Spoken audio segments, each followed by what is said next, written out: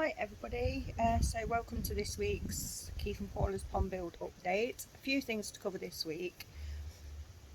A couple of things that I forgot to include in last week's, which kicking myself about a little bit, but what I'm going to start to do moving forward is making little notes, a list of what things I want to add in future update videos. So I'll just do a weekly update and then some probably little mini shorts or something. So things to include this week are herons above. Heron, where's Stella? Purple potatoes, and a couple of hints and tips for free materials that can help with your, not just your pond builds, but other builds in or projects that you've got going on in your gardens, your field houses, man caves, sheds, whatever.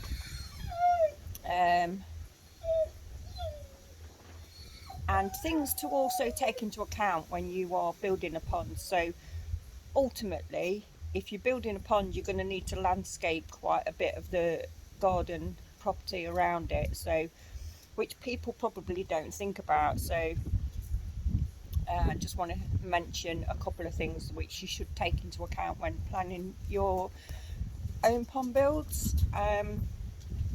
So the heron. Right, so last Saturday morning, me and Keith are both early risers. We both get up really early, and we were sat on the sofa in the lounge, 6:30 in the morning, having a cup of tea, watching whatever was on the TV. And Ness was sat on my knee, and she started barking at something at the garden, which isn't unusual because we have a lot of pigeons flying in and out the garden, and she barks at them. So I looked out the patio window, and it took a few seconds to register what I was seeing. But let me just turn this round and I'll show you. So right up there, so on the backy shower, which is at the back of the temporary pond. Can I zoom into that? No. Was a heron. Sat just above where you see that little, it looks like a white nose, but that, just above there, it was literally sat on that edge of the homemade backy shower, looking around like bold as brass, and it was huge. And I just thought, I looked at Keith and I went, what the, and he looked at me and was like, oh my God. Now, we don't have a problem with it landing on the edge of the temporary pond. It won't do that. It's not stable enough. For something that is quite thick, they are also quite intelligent. It will know that, which is why it sat where it did. I believe it was assessing the depth of the water. I'm just going to stop and I'll come back in a sec. I'm going to go up the garden and show you something. Right guys, so that's where it was sat, and the thing with herons is they won't go in a body of water that's anything more than 2 foot deep. Obviously this is, I'm not sure if you can see from a camera angle, but this is approximately 4 foot when it's deep. It's not full to the brim. It's probably about 3.5 foot deep, just a bit more. So I think it was assessing the depth of the water, knowing that it wasn't going to be able to stand in the water, and the fact that Ness was barking at it, it flew off. And dogs are a deterrent, to be fair, so if they go anywhere near where they think there's a threat, they won't return. So that might be a deterrent in itself. The problem we do have, if it does come back and it does attempt to go after the fish, it will do it by diving into the pond, and there it could actually puncture the material for this temporary pond, which would then cause in a massive downfall of just over 3,000 gallons of water. So I don't know, but while I'm up here, there's an issue with Olive. I'm not sure what's wrong with her or him, and I'm not sure if he's actually, for the past couple of days, he's been swimming. Oh, he's actually gone. He's going to prove me out to be a liar now, because he's just gone right down to the bottom. We were beginning to think that he's got a swim bladder problem. But no, look, see, so that his back end isn't sinking as much. Although it doesn't seem to be as bad today. He's proven me out to be a right liar now, Olive. Oh, stupid fish. Been proper worried about this one. He's one of the ones that we rescued, and does have a little bit of a scale, caught its scale a little bit. Not concerned about parasites or anything, because we've had nothing flashing. But yeah, I'm just a bit, I think I'm going to need to keep my eye on it, because it just keeps floating at the top of the pond. Greatback does that anyway, as we know, because of the condition that he was kept in, and that's how he is. So we'll just see. There's Stella. So, on that note, here's a little bit about where's Stella. Purple potatoes and some other things. See that? Oh look, there's a sturgeon on the ground. It's not a real one. Oh, it's like a teddy, a pillow. So this is a life-size version of Stella. And what we're going to do to make or try and make these videos a little bit more entertaining is Where's Stella? A bit like Where's Wally, but Where's Stella? So somewhere on the property, be it the pond, be it the garden, the tent pond, the shed, or the bungalow, we're going to be hiding her and Stella. So it's going to be a case of spot Stella. So in the next update, I want people to tell me where you spot Stella. You might not be able to see all of her though. You might be able to just see a bit of a tail, or a bit of a fin, or a bit of a nose. And she could be absolutely anywhere. So just a little bit of fun. Spot Stella. Let's see where she happens to go. Where are we going? Stella's? Yeah? What, Stella's? What is Stella's? Stella's gonna get you. So that's a bit of fun. It's a bit of spot Stella in the videos moving forward from this update. So follow it from now, from this second. Have a look and see if you can see where she is, because she's not going to be there. She could be absolutely anywhere. In the sand, in the shed, popping out the drain, hiding with Star. Still hiding with you, babies? She could be, couldn't she? She really could be. Could be anywheres. Right, so that's Heron and Stella. One other thing, purple, my favourite colour, purple. The previous owners who we purchased the property from obviously knew that. They must have known that, because they've planted, oh yeah, look, more blackberries I need to pick. Oh my god, there's loads. Going to be an apple and blackberry combo everywhere. Anyway, potatoes. So we dug up these potatoes that have been put here from the previous owners, and we had some the other night actually. They were really nice. Do you know what's really bizarre? They're purple. When you wash them, they are absolutely massively purple. How did they know that was my favourite colour? So, purple potatoes. Who knew? Right, so with regards to the pond, Keith went and bought some new toys at the weekend. I show you. He bought this. So he needed to buy it because he wanted one size, but he had to buy a whole. So The drill isn't new, but the that bit there is new. So what he's been doing is drilling the pond for where the returns are going to be. So he's not done the 3 at the top yet for where the backy shelves are, but you can see he's done that one. He's done one down here also, which I'm not going to climb into the pond to show you. It's proper hard to drill through these. It's taken him a while. But the other day I had a bit of a rant about product materials, etc. So we know we want a pergola over this. We've not quite worked out how it's going to work yet, because at this end we want it to match meet the height of this, which is probably 2 meters from there up, which is fine here. We can stand under that, no problem.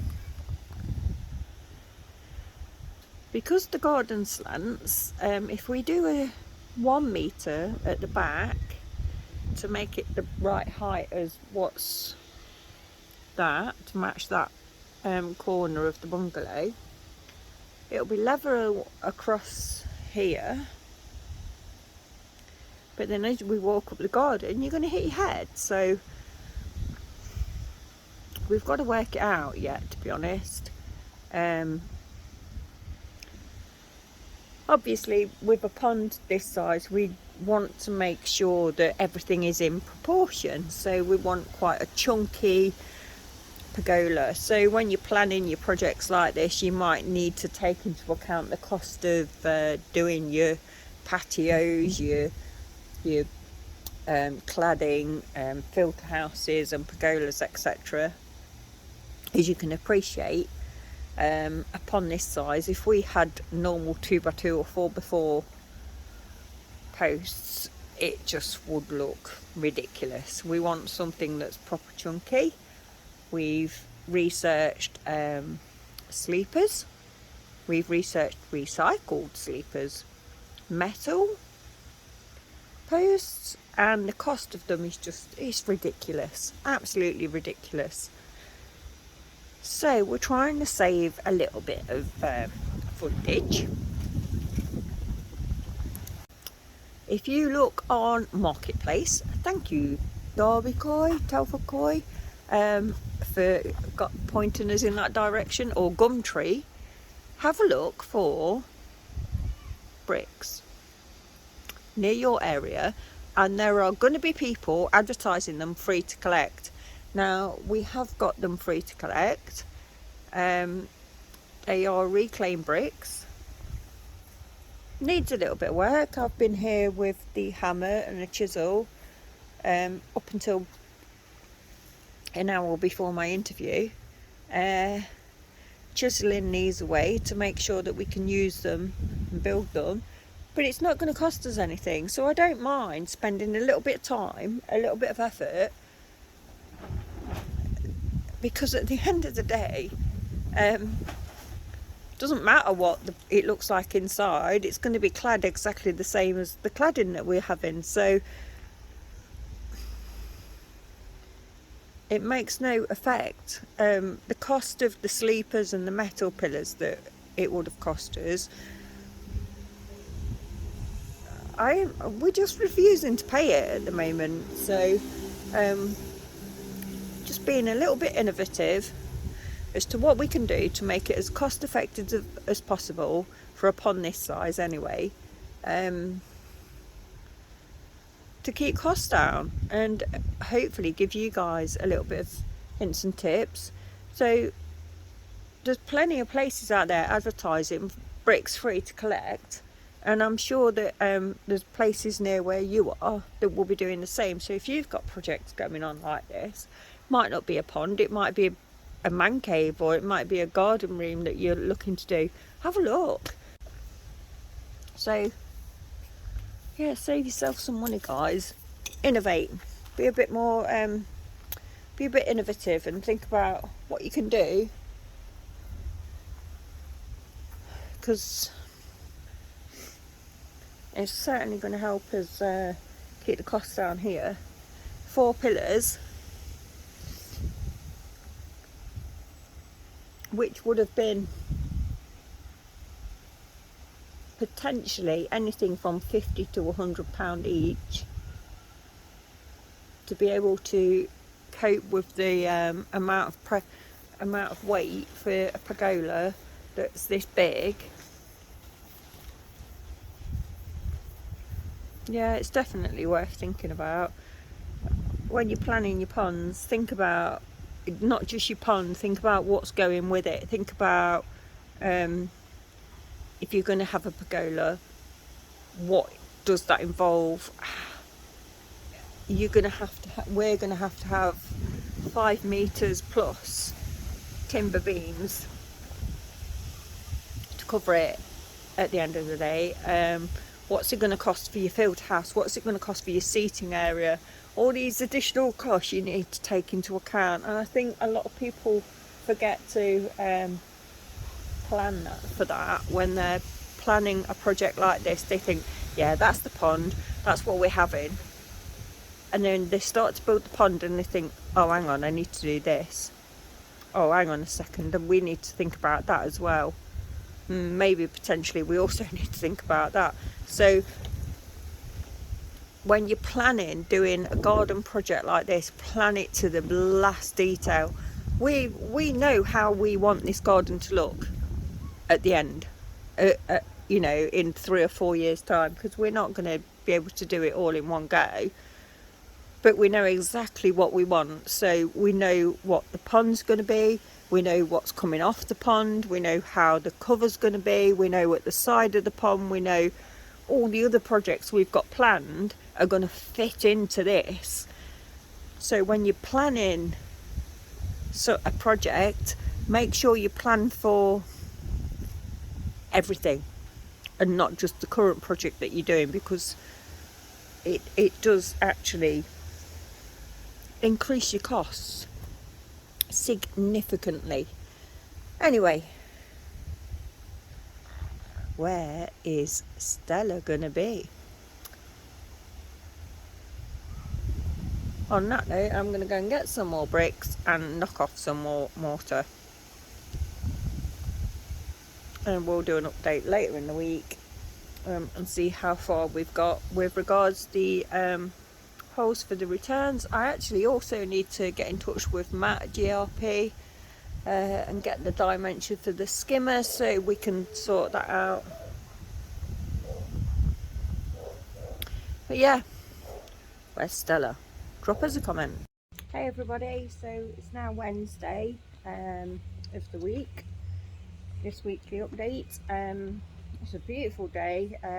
Do apologise for the curly hair. Keith does make my hair curl sometimes, and last night was one of those events. I'm still chipping away at getting this old mortar off these reclaimed bricks, and I'll spin you around in a moment, because what I want to do is a bit of a time lapse and show you how easy it is for it to come off. And if you do come across a brick where it's not coming off as easy, that doesn't take as long as what you think it is, as long as you get the angle of the chisel right and the right pressure on the hammer. Now, you know, I'm not exactly strong, and I can guarantee you now, if Keith had been doing this, he'd have broke half them bricks, because if you hit them too hard they break, and he doesn't know his own strength, so half them bricks would have been broken. So I'm quite pleased that it's given me something to do. But something else as well, if you are building a pond, obviously when you lay your breeze blocks flat, let me just spin you around. So for the pillar, which is going to be, this is obviously, it's not the finished result because it's going to have cladding on it, but as you can see, the block, which is laid flat, and if you use these as a post for your pergola, the width is perfect. It's absolutely spot on. With a 10mm gap in for your mortar, it's just brilliant. It just matches in exactly right, and then you put your cladding, copings on, whatever, it aligns perfectly. So yeah, I'm just gonna now do a little bit of a time lapse of me chiseling off some mortar on these reclaimed bricks, see if give you a bit of an idea of how it's not as bad as it can be. As you can see, these ones are all pretty much done. The pillar ones there are done. There's nearly 70 there, there's 30 there, so I've not got many more to do. I think there's about 18 more down on the pathway that I need to go and bring up. But yeah, so let me just pause this and do a bit of a time lapse.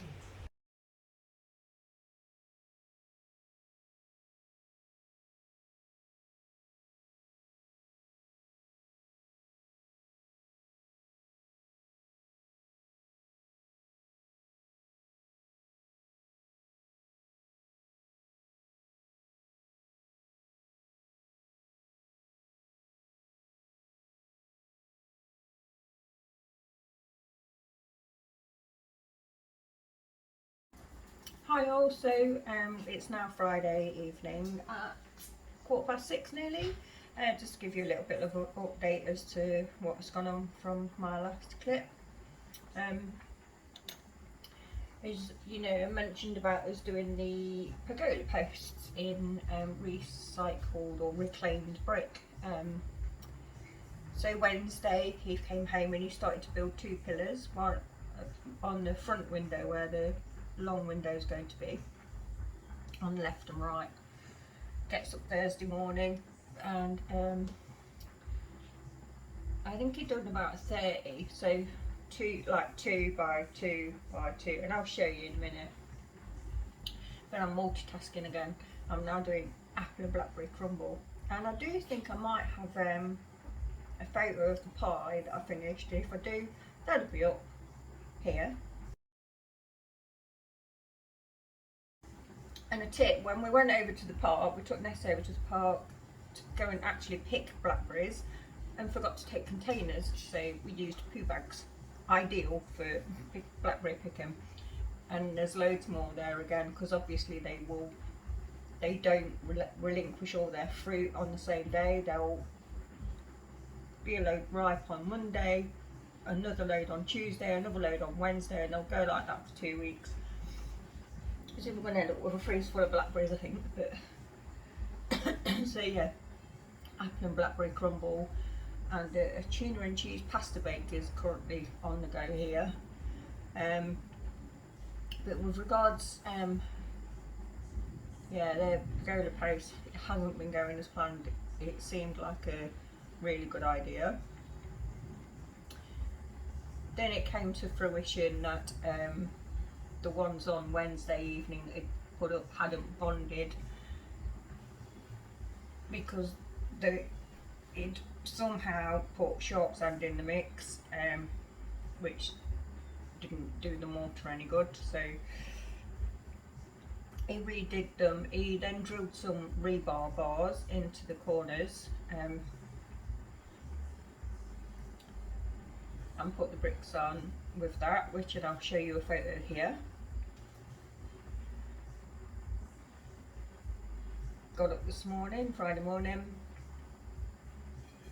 heard the obligatory "oh for fuck's sake," and I was like, oh, what now?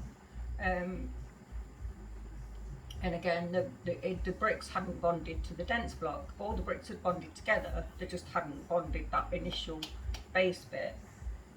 So I was just right, okay, let me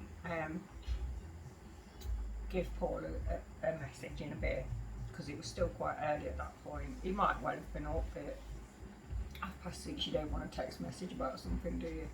Or WhatsApp. So I think I waited about 9, half 9, I can't remember. Anyway, Paul English, you're a legend, because you, do you know what I mean? I messaged him, I said, this is the problem, need a bit of advice. And he rang me within the hour and he said, right, this is what you need to do. Depending on what you're doing for the roof, this is the most ideal scenario. So So what Paul has advised, and thank you so much again for your help in this, because I know your pond's the same size, if not a little bit bigger than ours. PVA glue. So put PVA glue on the dent block before putting your mortar on for your house bricks. Will help that bond on the bottom bit, and also put your rebar in. So because we don't know the weight of the roof that we're going to be having above this, it's not going to be a full roof, I don't think. We're not quite sure on that, and there's a few things we're looking at. We're quite looking. No, I'm not going to give that away yet. Paul knows because I told him this morning, but yeah, we'll see, because it's quite costly. But I've still not found a new job yet, so that we'll see. So he advised to drill the rebar down into each corner, 3 or 4 pieces of rebar between 180 and 200 mil deep, 200 ideally, because that will help with the weight of whatever goes on top of the pergola. So that's what we've been doing. So I got off the phone to him, I WhatsApped Keith and said, right, this is what the builder said. So he's like, right, great, got some PVA in the garage, we'll do this, that and the other.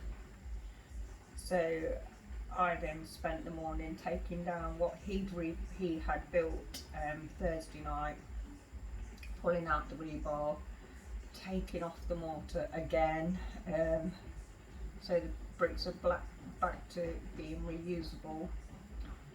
And so that's where we're at the moment. Let me just check this plaster. Excuse me a moment, this looks about done. I don't want it to overcook because it's yet got to go in the oven with a sauce and tuna, so that should do fine actually. The apples, just on that note, the apples for the fruit, apple and blackberry crumble, I don't boil them. I don't want to tip anything out, but they're just in here. Literally all I do is just, I've cut up 2.5. I did cut up 3, but the girls have got their dinner calling, so they've got 1/4 of an apple each in with theirs, with some carrot as well, because they're spoiled bitches as always. So yeah, I don't put sugar in my fruit pie mixes because I like that bit of a tang. So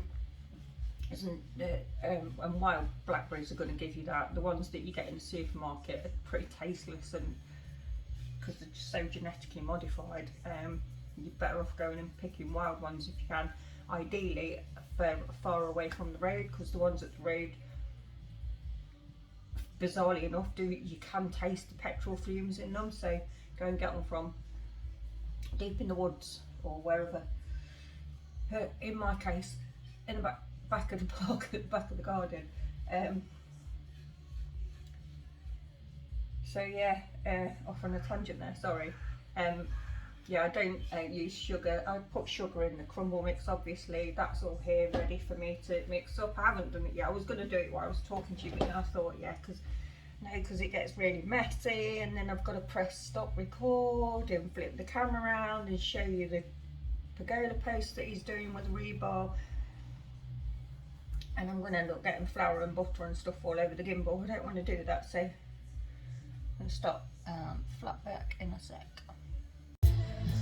Right, so there we are, that's where we're at the moment. Third time lucky, hopefully.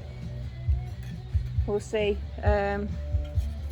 Give it a good 24 hours to go off, as it says on the PVA thing, and see how we do. The rebar is approximately 3 foot out the corner, but that should hopefully make it rigid enough to be able to do what we want to do. If it doesn't, we're going to have to resort to plan B or C, which is going to be a lot more expensive, but we just thought we'd try and save some fundage. So I'll come back to you tomorrow and let you know how we've got on with this. Right, so yeah, back in the kitchen doing my multitasking, and as you can see, I've got my gin now because it's like 6:25. So we'll come back tomorrow and let you know how that goes. Hopefully it goes well. This is the dish that I made the apple pie in, and as you can see, it's really clean. It didn't thingy. I'm actually going to use the other one for the crumble because it's deeper and like a deep fill. So I'm going to carry on with that now. Do my apple and blackberry crumble, get our tuna and cheese pasta bake done, go and feed the girls, and then we'll back over the weekend. Actually, have you seen Stella yet? Have I even planted Stella yet for you to go and find her? Let me know if you spotted her, and if you have, where is she? On that note, guys, have a good evening, and I'll catch you Saturday or Sunday.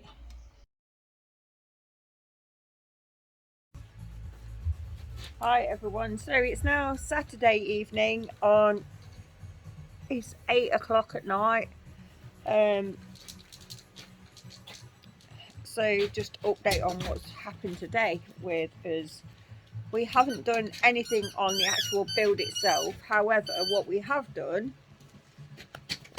is taken on board Darby Coy's advice about going to Marketplace.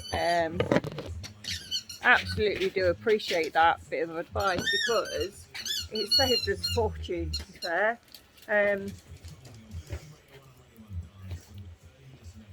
What we have done is we've been on Facebook Marketplace, we've been on Gumtree, we've been on eBay looking for blocks and sand and whatever we need to finish the pond. So we needed about 34 blocks to finish the pond.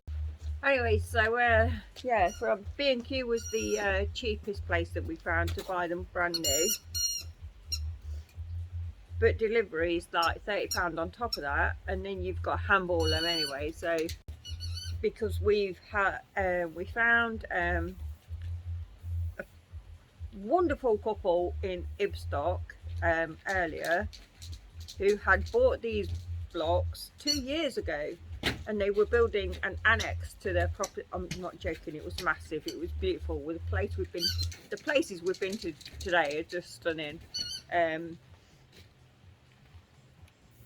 they're just appalled at the price of building materials at the moment, and have put their projects on hold basically, because what was initially going to cost them 50 grand to build a granny annex is now going to cost them 70 grand 2 years later. Give you a bit of insight into the cost of inflation. And the guy just said, not a chance, put his foot down, put a halt to the granny annex, and just said, not doing it. So selling off the products that he'd purchased 2 years ago. So we had another look on Marketplace, and there were so many people advertising free sand, free building sand, sharp sand, which is not what we needed, or building sand, soft sand, or cheap really. So then we went to somewhere earlier, about an hour's drive away, and we spent £20 for a ton of soft sand for a couple who'd bought the products. They'd over ordered and they had this left and just wanted it out of the way basically. If we'd have known this like 4 months ago, we'd have bought the whole lot from Marketplace, etc., because you can buy it a whole lot cheaper. The first lot of blocks we bought, we wasn't aware of that, so lesson learned. But future projects, Yeah, go on there because it saves you a ton of money. It really does. I've even got people on there advertising free to collect. So it's the cost of your fuel money. If it's locally, it just makes sense. Um, so yeah, so today basically we've been running around collecting products to finish building this. But we did have a visitor earlier who doesn't live too far away. And you know what? I will promote you, Matt, at GRP Lining Services because you give us advice. You came here off your own back. You didn't have to come out here today, but you did. You came here today. You gave us the advice that we needed for what we want for our windows, what we need to do regards framing, thickness, etc. You bought us the skimmer that you've made us, and you've spent absolutely hours on that. You have worked your socks off, um, and you make sure that it's perfection. We love it. We love it to bits, and I'll throw in here some photos that we've taken.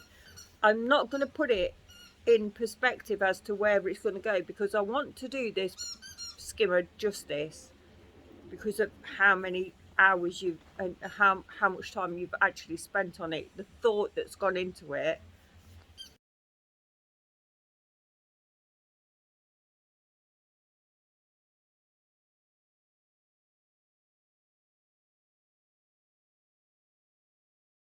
So photos of the skimmer that Matt brought down will be in this update somewhere, but we want to make it just, we want to do it justice basically. So we're not going to just do a random when we've got it right, once it's set right, once we've got it in proper situ to where we want. Do you know what is even put in to the price of the fiberglassing and the skimmer, the fittings, etc. for the skimmer? He didn't have to do that. Really didn't have to do that, which is why we dropped by and dropped off that little thank you gift when we went to fetch the sand.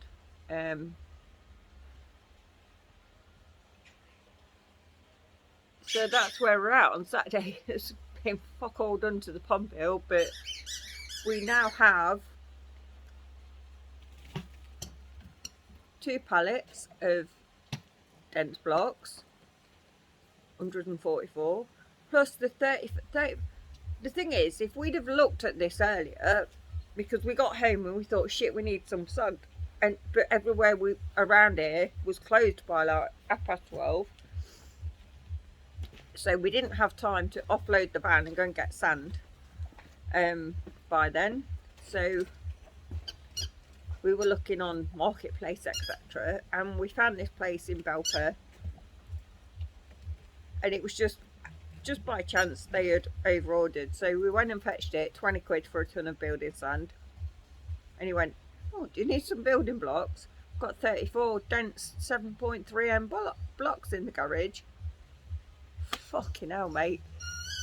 Why didn't you tell us that this morning? Because that's exactly the amount we needed. But so now we've got the blocks to finish the pond plus 2 pallets to build the filter house, because they're not going to be laid flat, they're going to be laid upright because we don't need that.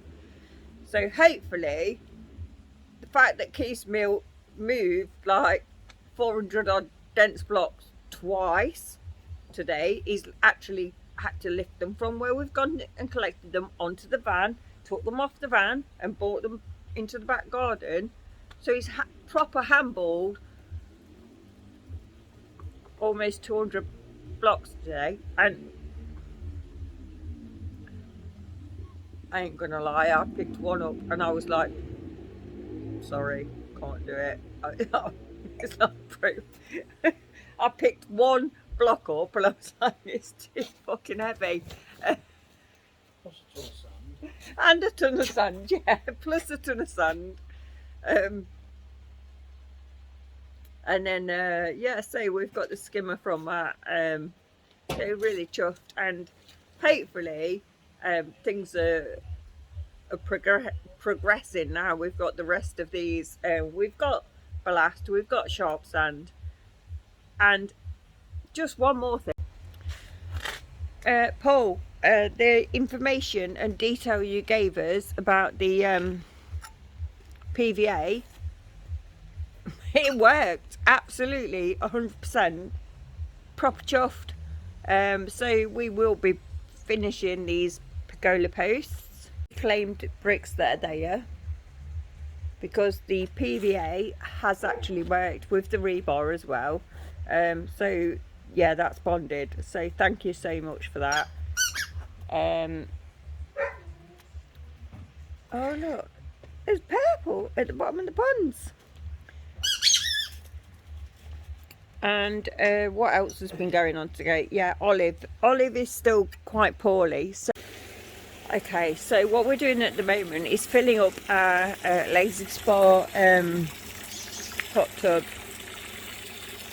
It's had a bit of a clean. Yeah, it's still a little bit dirty. We took out loads of the leaves and stuff, but we're filling this up as a quarantine tank for her, because I say she's a her, she might be a him, I don't know, but she is seriously not well. Really gutted, because Keith, it's one of his favourites, and I know somebody else on YouTube's had this with one of their fish, but she's got, and I don't know if you can see it, but she's got like this red veiny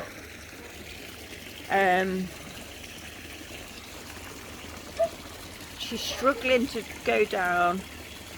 So we initially thought it was a swim bladder problem.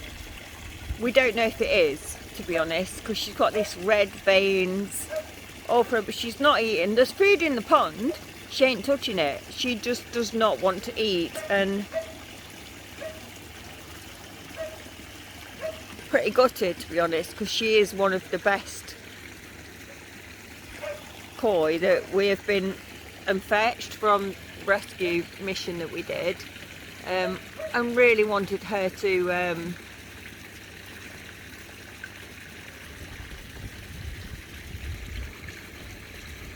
we'll see. So once that's filled up, we've got some salt, so we're going to put the salt in and put her in there with some air stone. We've got an air stone going on in there. Just see how she does. Basically, she's either going to make it or she's not. I hope she does. Really does hope. I really do hope she does make it, because she is one of Keith's favourites. If she doesn't make it, I'll get him another one, because I know how much he liked her.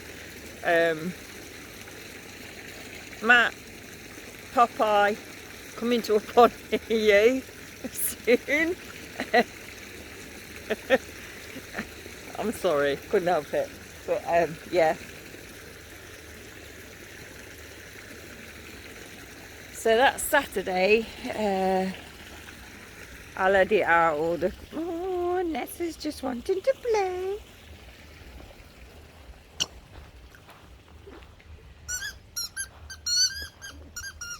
So I just need to show you what Keith's been doing to the pond while I've been there. So we got Ness was here. This is all stuff that, at the end of the day, we're not going to live forever. So we want to leave a little bit of memorabilia. So we've got Ness was here. Hopefully you like our videos. Hopefully you like the content. If you do, then give us a subscribe.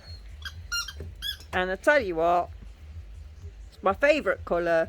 It's the only time you're ever going to see purple in this pond, because we ain't having purple float coat, as I've been advised. So there you go. Subscribe, like, and there's the YouTube thingy logo.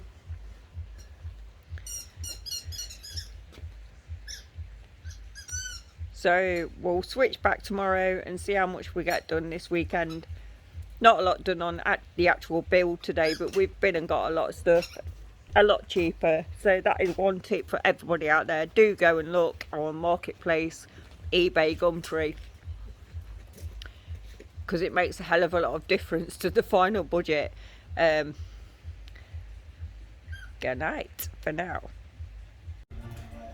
Right, so this is a monumental moment. It's the last brick for the pond being laid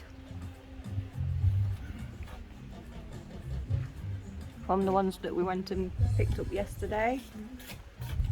Obviously we're leaving a bit of a gap for where the skimmer needs to go. Well, Keith is, not me. But yeah, so that will be the last one for the pond, and then what's left will be used for the filter house, etc.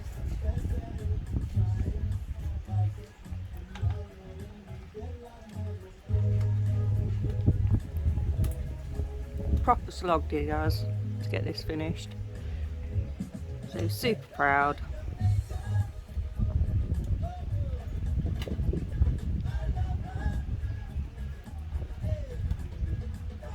We was playing Pink Floyd, Another Brick in the Wall earlier, which kind of was apt, but now the music's kind of just moved on.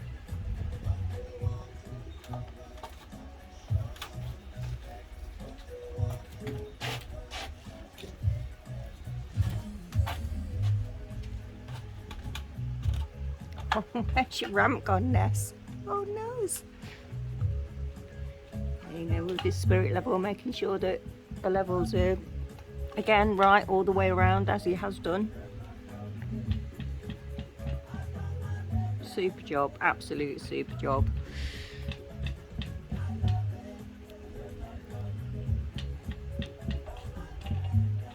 I've got a phone call to make with a local glazing company tomorrow for the technical advice on the window with regards how much overlap to have on the house, because I think the gap for the window is 295, so if we get a 3 metre window, that's going to be 2.5 centimetres each side overlap. I need to know if that's enough. So I will be giving them a call for some technical advice tomorrow. I've actually got the rep's mobile number, so I will get that information, and that will help us know what we need to do for helping Matt build the frame for the window when he's fiberglassing.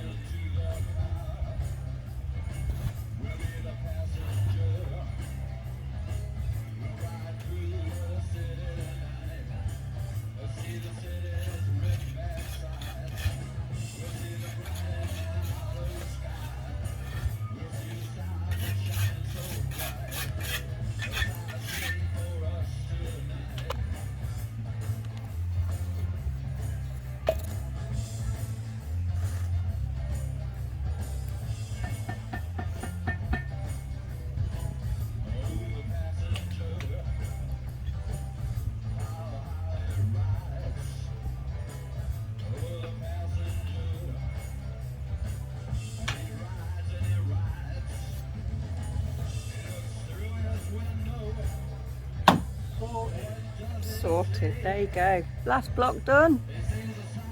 Space for the skimmer sorted. which is just popping there. Matt, we are absolutely chuffed to bits with that.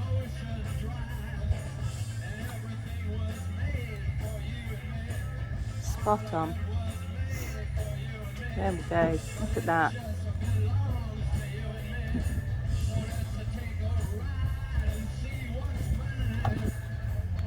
The shine on that flow coat is unreal. The perfection on it is great.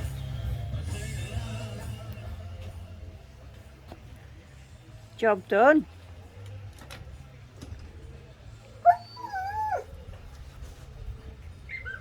So I'm just gonna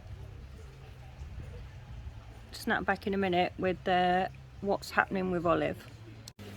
Right guys, so as you know, Olive's been a bit poorly. Excuse me how I've washed it, but I've not done much with it yet, and this is it's just naturally this. So I've been googling some koi forums, pond forums, and looking at IOCEL and a few other things. So she's been in this salt quarantine for not quite 24 hours yet.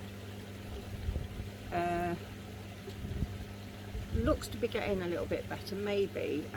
The sore scale that she's got, I've actually took on board a few comments from some of the koi forums that I've gone, and I've been and purchased some iodine drops. A lot of people suggest catching them, sedating them, removing the scale, clean it up. I don't know whether we need to do that yet. I don't know if it's in that much of a bad state that we need to remove it, and I don't want to sedate her because it's not something I've ever done before. I'm not comfortable doing that. Keith's never done it before either. So what we're going to do, somebody recommended catching them rather than putting them through the trauma of catching them, sedating them, etc. Catching them in the net, bringing them to the surface, so as long as the scale, with it being right on her back as well, that does help. Put a few drops of this on, see how that goes, and keep her in quarantine for a bit longer. Maybe put some more salt on. It was quite tricky actually trying to work out how many gallons this lazy spore holds. It's 669 gallons. So, and then the only calculator I could find for working out the salt to water ratio was based in ounces. So then I had to convert the gallons to ounces, etc. So yeah, we think we've got it right, hopefully, fingers crossed. At the end of the day, we're giving the fish a chance. Not cost us a penny, this fish hasn't, but Keith does really like it. It's one of his favourites, so got to try what we can, haven't we? So let me just spin you around and show you how she's doing. So as you can see, hold on, there you go, as you can see, swimming around a lot better, so as it seems to be. Still got that little bit of buoyancy issue, but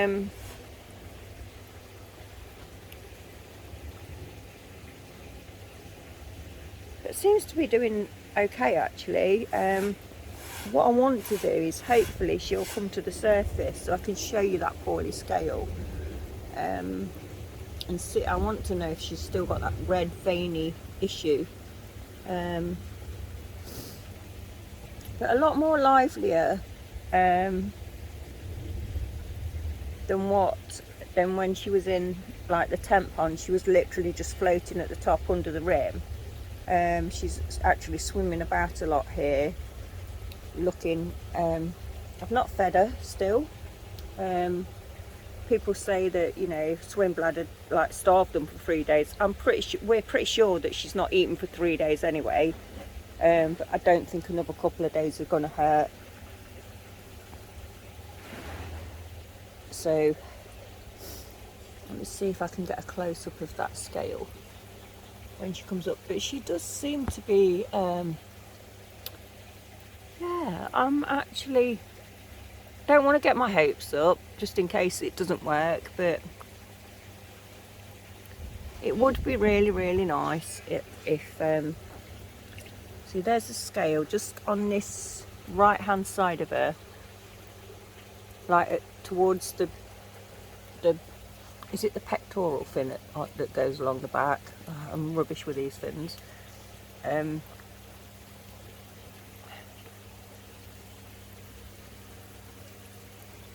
We'll see. So in a bit I'll get Keith to catch her in the net, the soft net, and then I'll drop some iodine on it because that's supposed to kill anything, so hopefully that will make that sore disappear. So if it is that's been causing her discomfort, then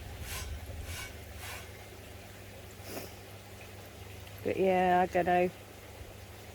See, she seems okay there, but still a bit, you know, see her tail's up, so still a bit of a buoyancy issue. If it's swim bladder, there's not a lot we can do. We'll give her the best chance and see how we go from there. But I just wanted to let you know that, yeah, that's what we've purchased. 12% iodine, and I'll just drop some of that on her in a bit, and then do the same again tomorrow and again tomorrow, like 3 days in a row is what people have suggested. So we'll see.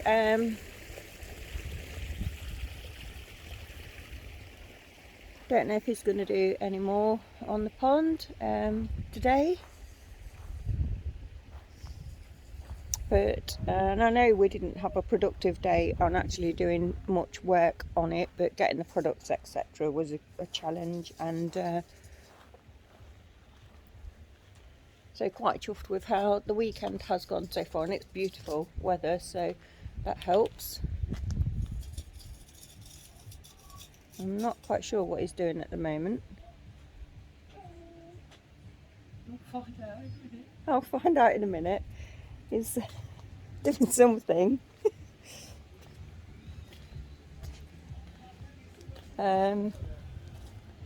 This yet. He did a bit of graffiti in the backfill. I hope the camera's picking this up, but it's etched into the concrete backfill. Keith and Paula's pond build 2022. So when we're dead and buried, and in years to come, when people come and do any renovations or whatever, there's a bit of something for them to remember us by, or go and have a historical look into us. But yeah, so he's now there with the net. A little ramp's gone. We've got subscribe there, so subscribe to our channel, guys, to watch us finish this. As you can see, this is built now. There's still a fair amount of work to go, and a fair amount of other projects to come on this. There's the part of that pergola post. There's the part of that pergola post. They've bonded really nicely, so yeah, that's that. So I'll snap back to you in a bit, guys, if there's any more to update on for this weekly update. From now on, I'm just going to post a weekly update Sunday evening. If I don't get a chance to do it Sunday, it's going to be Monday, and then maybe the odd short throughout the week, bit of a teaser.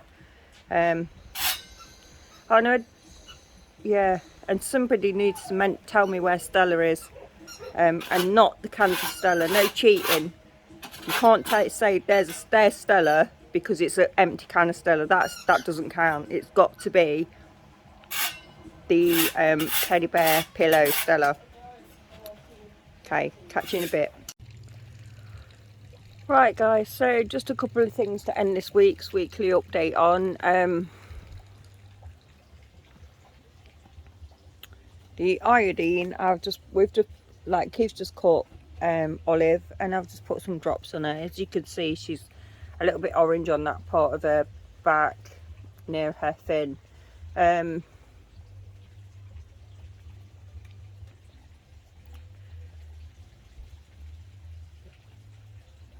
It's not something I've ever come across, to be fair, in any of the koi that we've had, or I've had over the years. So all we can do is just try for the best. Hopefully it will help her heal. There's not a lot more that we can do. We'll do our best to try and save her. If it doesn't work, it doesn't work. At least then we know we've tried our best. So yeah, that's it with Olive. This is what we've had at the top layer of the backy shower for the past God knows how long. Whoa. It's like a, is it like a micro mesh? Oh, that is disgusting. The state of that. Basically what this is, this mesh is exactly the same kind of mesh that you would get on your drum filters. So really micro fine, which like captures everything. So we thought we'd rather than like buying filter floss, which is good, don't get me wrong. So what we decided to do was get this micro mesh to put in at the top of the backy shower to collect the fines and wash it off. And as you can see, that there, that is just absolutely... Keith last washed this out 2 days ago, and in 2 days is absolutely minging. So as you can appreciate, filter floss ain't cheap to replace it every day. This stuff is built these frames to put into the top of the backy shower that he's made for here, for the tent pond.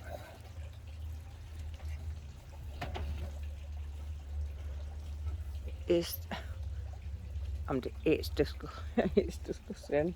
It really is, like, making me heave. But the one good thing about it is, yeah, you might have to take it out and wash it, but you don't have to replace it with something new. So it's saving you money in the long run. So if you can purchase this micro mesh, which is the same mesh that's on drum filters. If you're replacing filter floss daily, then just take this out and give it a wash daily. That's not going to cost you anything.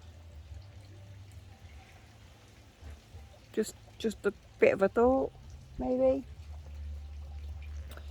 We did think maybe that is something that we were going to move over to the new pond when it's finished, but no, we're not. It's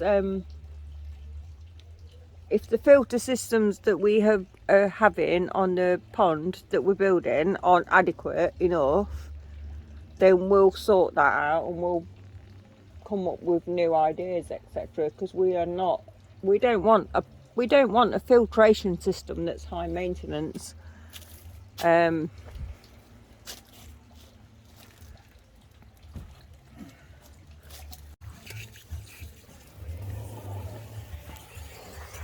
on, Bibbers. Oh, just wondering if anybody's seen Stella.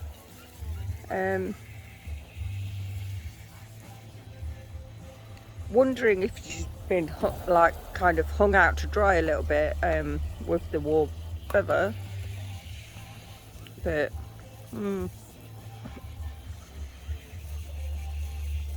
you have spotted Stella, please drop a comment as to where she is. Drop us a like. I do apologise, I haven't got any free giveaways. I will do that at a later event, but I don't want people following me just for a giveaway. I want people following us because they enjoy the content and they enjoy what we're talking about. I don't want people following us just because they think they're going to get something out. Sorry, that's not me.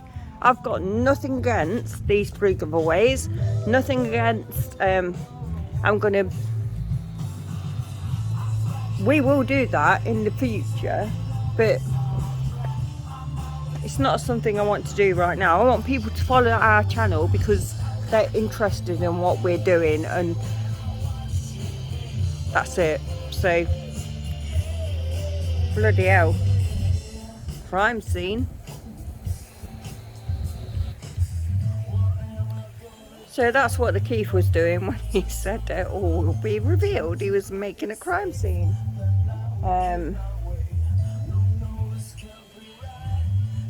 Which is going to be the main video capture of this update. We just want to do something a little bit different. We want to share our experiences. We want to share our hints, tips, give you some advice. We have researched so much. So I guess that's where we are. Ready? This is done. Ready? We don't need no thoughts control. I'll do it. Where do you want me? Right, so after having a massive row with Alexa, finally got what we wanted to play in the background because it makes sense and it's logical to what we've done. Another brick in the wall, that's it. Do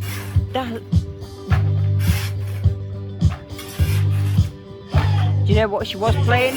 Bloody Frankie Goes to Hollywood. Please, come on.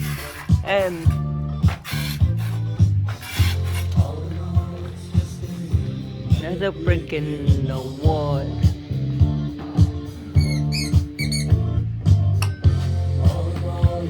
So now the pond walls are built, we've left that little hole up there for the skimmer.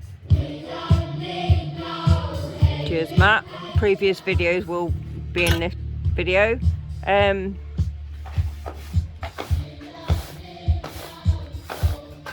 That's my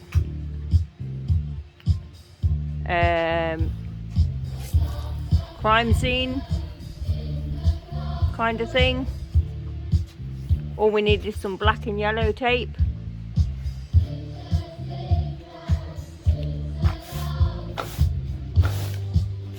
Keith's having a bit of a tidy up now. Absolutely, yeah, so it's done really. The actually pond itself is done. I've got a conversation to have with a... No. I've got a conversation to have with a technical person from a local glazing company about glass sizes, whatever. For here, be them bespoke or whatever they may be, and how we need to frame them in. Yeah, so we really are progressing. As you can appreciate, what we were originally going to do was have a decking area at the back where the filter house is going to be. I think that's going to be replanned, and it's all in progress, to be fair.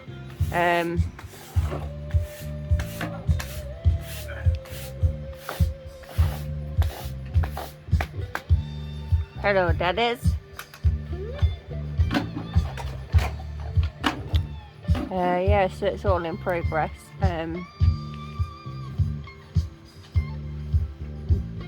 So we'll see how that fits in.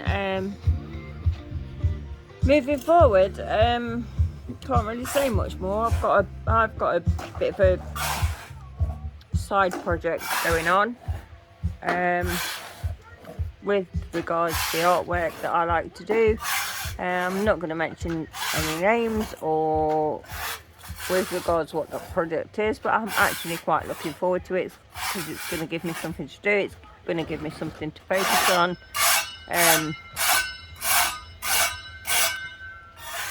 I purchased a projector to help me with the art projects that I want to do moving forward. So yeah,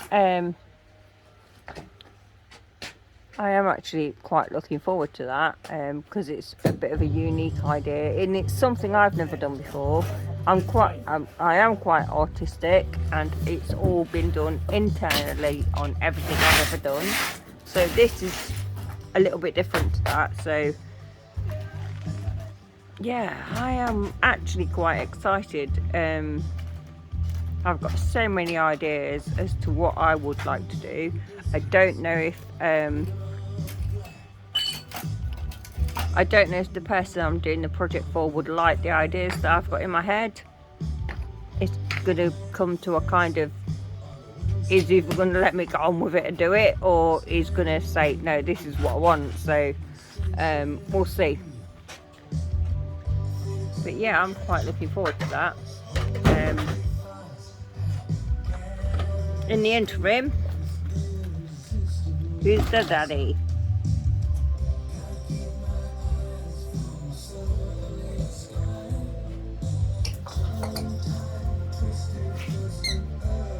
So let's see how we got on this week, guys. I may upload the odd short, the odd teaser. Did anybody actually see Stella? She might have been hung out to dry a little bit. I kind of tried to make it a little bit easier this week for people. So let's see. Until next weekend, peeps. See ya.